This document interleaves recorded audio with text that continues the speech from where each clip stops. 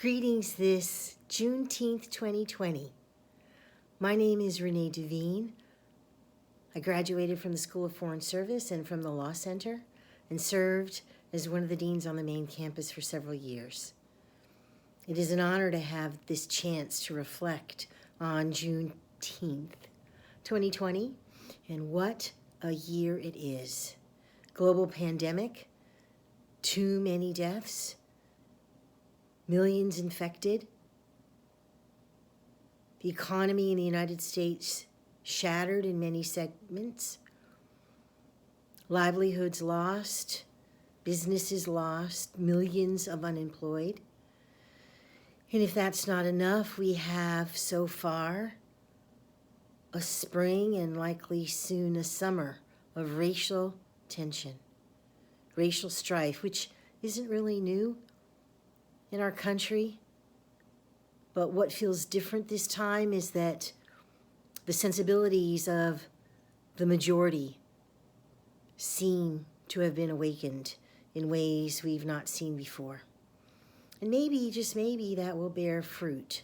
Time will tell.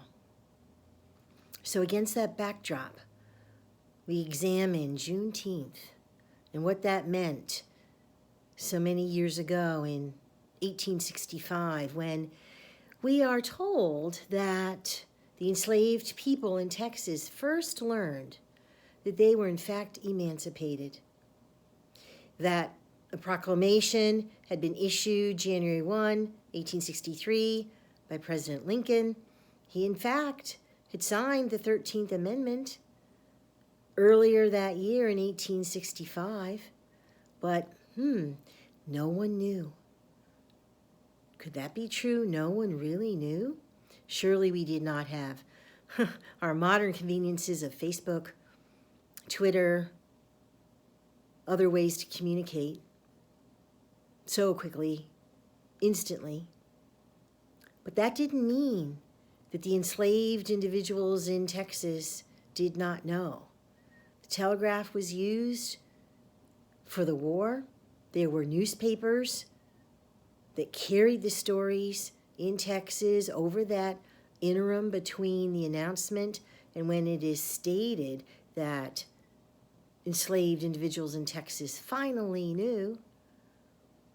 But we have to believe that a people that could have such a robust underground railroad on the eastern seaboard could have some means of communication, that information that went from Louisiana to New Mexico didn't magically bypass Texas. There had to have been a way. And scholars have addressed this issue. And so we question. We look at these myths and we shatter the myths. And on that note, I want to thank President DeGioia for his leadership on questions of Georgetown University's involvement with enslaved individuals over a period of years, so critical to the foundation of our beloved institution.